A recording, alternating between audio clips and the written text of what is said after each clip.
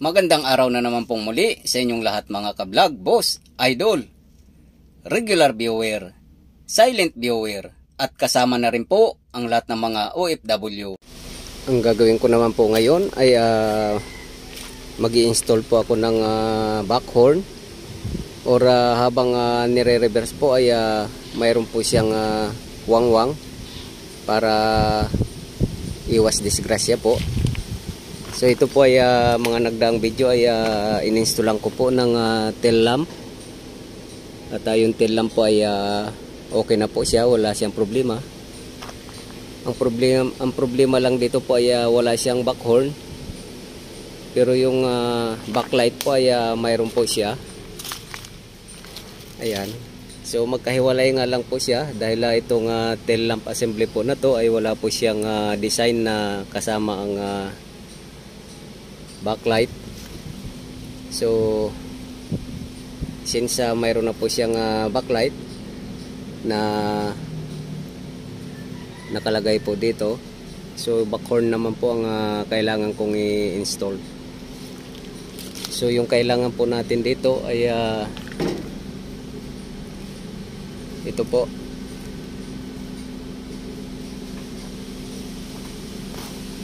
At wire lang po. So yung pag-wiring po dito ay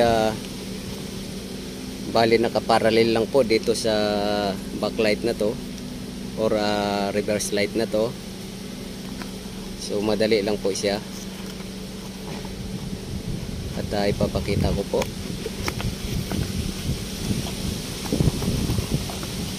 Para kung sakali pong maglalagay din po kayo ay madaling-madali lang po siyang gawin. So ito po yung ilalagay ko.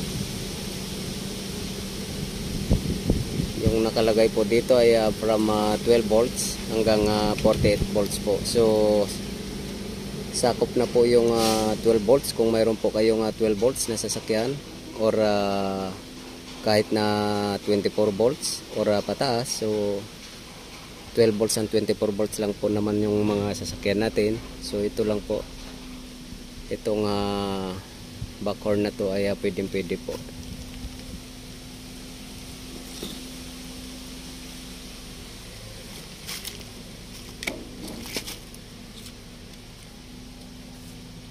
So yung connection po dito ay ito pong mayroon pong nakalagay po dito na metal.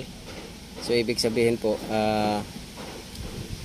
ito po yung body ground. So i-connect na po kagad natin to dito na nakakonekta po sa body. At yung isa po consider po na positive line. So yung positive line po ito pong nakalagay po dito sa backhorn na to ay yung reverse light na to.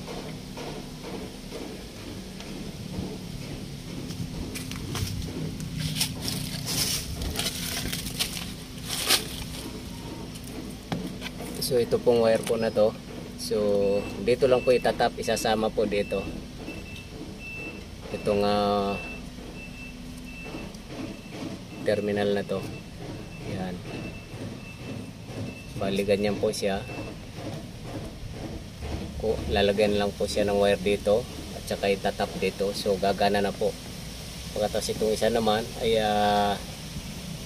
ididikit po natin sa body ground or chassis. So gagana na po, yan na po yung negative power niya.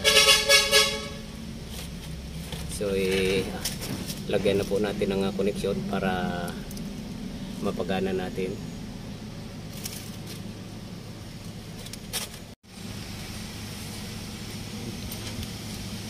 So ito na po, install ko na po ito.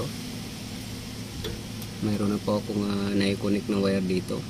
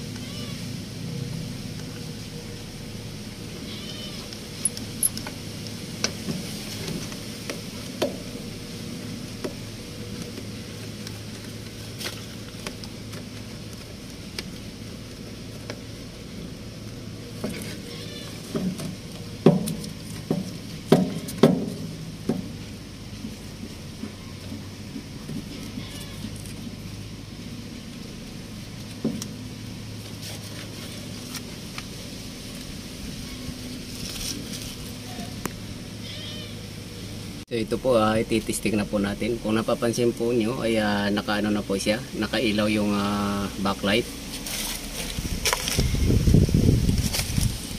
Ito po siya. So yan po yung pinaka backlight niya or reverse light. So i-connection na po natin. Actually po nakakonect na siya. Pero bakit hindi po siya gumagana? Baliktarin lang po natin siya, yung connection niya.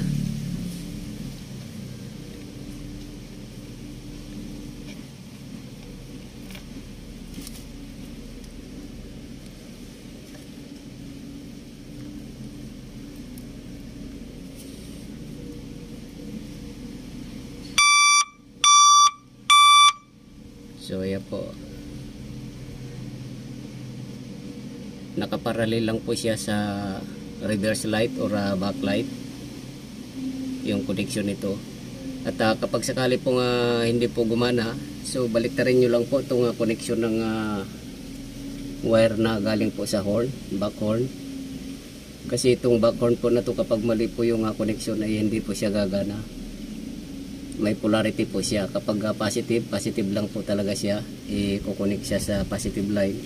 Kapag negative line lang po yung ilalagay po natin sa negative din yung negative ng horn na terminals na to. At saka lang po siya gagana.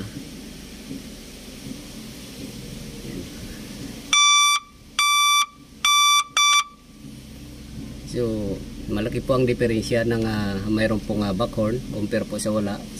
Katulad po niya nakailaw po. So mas aware po tayo kapag mayroon pong tumutunog. Kahit na malayo po siya, alam natin na mayroon pong umaatras na sasakyan. Katulad po nito, wala po siya, hindi po siya nakakonect. Kung sakaling wala po siyang back horn, so atras po siya, minsan hindi po natin alam na umaatras na po yung sasakyan na malapit na po tayo mabangga. Katulad nito, kapag mayroon po siyang back horn, so kahit malayo po yung sasakyan, alam po natin na mayroon pong paparating na sasakyan. Kaya mas maganda pa rin po yung mayroon pa siyang back horn. Ayan po.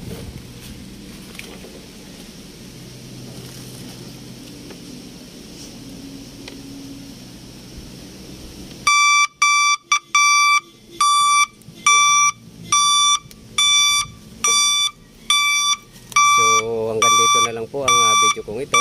Please like, subscribe na lang po and hit notification bell para sa susunod na mga video. God bless all.